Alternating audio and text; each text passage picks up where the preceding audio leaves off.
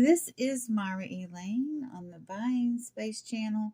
Today I'm reading from the four Gospels Matthew, Mark, Luke, and John. They're about the life of Jesus from the perspective of his disciples, or four of them. I'm in Luke chapter 8, starting in verse 26. So they arrived in the region of Garnesus across the lake from Galilee. As Jesus was climbing on the boat, a man who was possessed by demons came out to meet him. For a long time he had been homeless and naked, living in the tombs outside of town. As soon as he saw Jesus, he shrieked and fell down in front of him. Then he screamed, "Why are you interfering with me, Jesus, Son of the Most High God? Please, I beg you, don't torture me."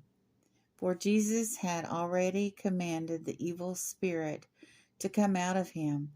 This spirit had often taken control of the man. Even when he was placed under guard and put in chains and shackles, he simply broke them and rushed out into the wilderness, completely under the demon's powers. Jesus demanded, "What is your name?" "Legion," he replied, for he was filled with many demons. The demons kept begging Jesus not to send them to the bottomless pit. There happened to be a large herd of pigs feeding on a hillside nearby. The demons begged him to let them enter the pigs, so Jesus gave them permission. Then the demons came out of the man and entered the pigs, and the entire herd plunged down to the steep hillside into the lake and drowned. When the herdsmen saw it, they fled to the nearby town and surrounding countryside, spreading the news as they ran. People rushed out to see what had happened. A crowd soon gathered around Jesus, and they saw a man who had been freed from his own demons. He was sitting at Jesus' feet, fully clothed and perfectly sane, and they were all afraid. Then those who had seen what happened told the others how the demon-possessed man had been healed, and all the people of the region of Gergeses begged Jesus to go away and leave them alone, for a great wave of fear swept over them. So Jesus returned to the boat and left, crossing back to the other side of the lake.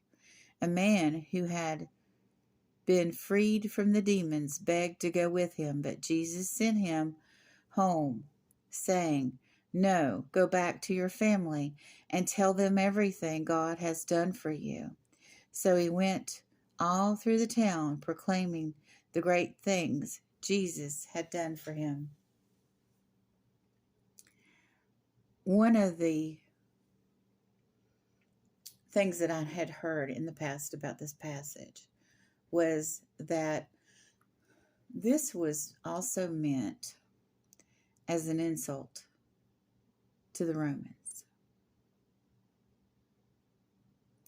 That the number of pigs that were possessed were the same number of Roman soldiers that were in the area in Jerusalem and around Jerusalem. And the man replies, "Legion." So this was all kind of in addition to freeing this man from his demons. This was a direct insult to the Romans. He was calling the Romans pigs. I've heard that from a preacher. I don't know if that's true, whether that's something that's been extrapolated later, but I'm kind of amused if that was a snub towards the Romans. Jesus Christ was God on earth, And directly saying something about the Romans would have put people in jeopardy. So indirectly doing things that symbolize the Romans would have been on point. And also those who realized that, not just the event that had actually happened, the um, freeing of the man and the demons going into the pigs and running over a cliff, all of that is very powerful in itself. But maybe on some subconscious level, they knew that this man was greater than the Romans.